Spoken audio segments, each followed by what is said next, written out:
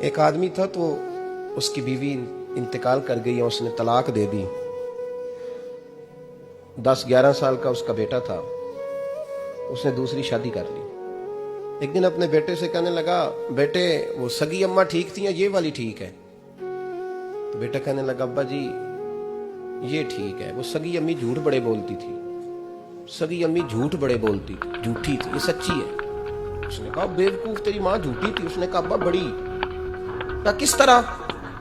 کہنے لگا, ابا جی میں نا کبھی, آپ کو پتا میں شرارتی ہوں, کبھی میں شرارت کرتا تھا نا, کوئی برتن توڑ دیتا تھا تو میری سگی اماں مجھے تھپڑ مار کے باہر نکالتی تھی. کہتی تھی میں تالا لگاؤں گی باورچی خانے کو, تجھے ساری رات روٹی نہیں دے رہی, تو آج بھوکا ہی رہے گا. بالکل نہیں دینا, ساری رات نہیں دینا. بڑے دعوے کرتی تھی, قسمیں اٹھاتی تھی, پر بڑی جھوٹی تھی.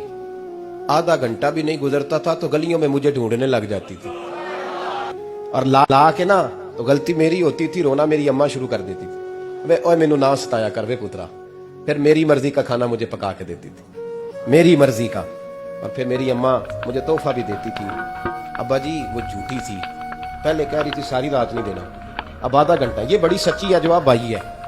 میں شرارت کرتا ہوں تو تھپڑ مار کے نکال دیتی ہے, کہتی ہے روٹی نہیں دینی. پھر میں ساری رات رو کے گزارتا ہوں پر نہیں دیتی. یہ سچی ہے, وہ جھوٹی تھی. تو ماں کے درد کو کیا سمجھے؟ بچے تو کہتے ہیں اماں نے ہمیں قید کر دیا, اماں کہتی ہے میری مرضی سے کھاؤ. اور تجھے نہیں پتا اس نے قید نہیں کیا, وہ تم سے پیار بڑا سچا کرتی ہے, اور بڑا سچا پیار کرتی ہے تیرے ساتھ, بڑا سچا. کہ میرے جیسے پیر کے ہاتھ میں 5000 روپیہ نذرانہ دو نا, پیر صاحب دعا کرنا, تو پیر صاحب نے دعا پکی یاد کی ہوئی ہے سب کے لیے, رٹی رٹائی, اللہ خیر کرے, اللہ بھلا کرے, اور سب کے لیے رٹا لگایا ہوا ہے.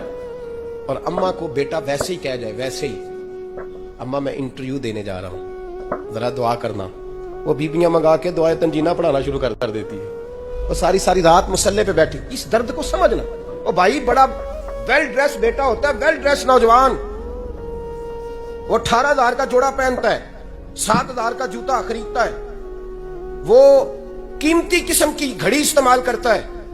لیکن اسی بچے کے جب اپنے بچے ہوتے ہیں نا, تو بیوی کو کہتا ہے یہ لے 10,000 روپیہ, بچوں کے کپڑے خرید لے, میرے صحیح ہیں, ابھی کل ہی تو خریدے تھے.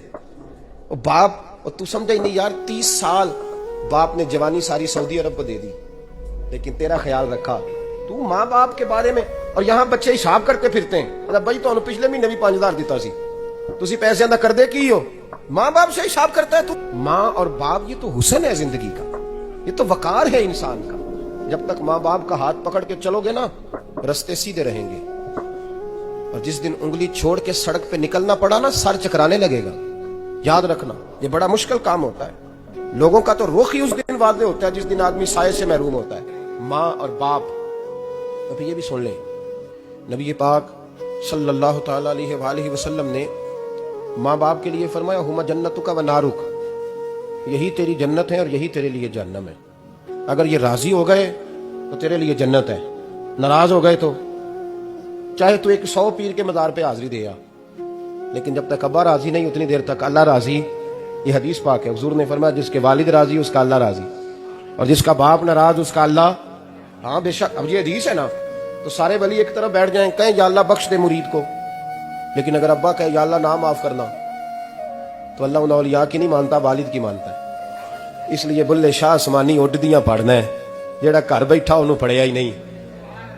بھائی یاد رکھو, ماں باپ سے پیار کرو, ان کی خدمت کرو, ان کے پاس بیٹھا کرو, اور ماں باپ کو ٹائم دیں, وقت دیں, چند گھڑیاں ان کے پاس بیٹھیں. اب یقین کریں ابا جی سے آپ مشورہ کر لیں, صرف مشورہ, مرضی بے شک اپنی کریں, لیکن اس مشورے میں آپ کو اتنا سایہ ملے گا کہ زندگی میں کبھی ناکامی نہیں ہوگی. تو پھٹے پہ جو نلائق ہماری طرح کا بیٹھا ہے اس سے مشورہ لینا ہے, والد سے نہیں لینا.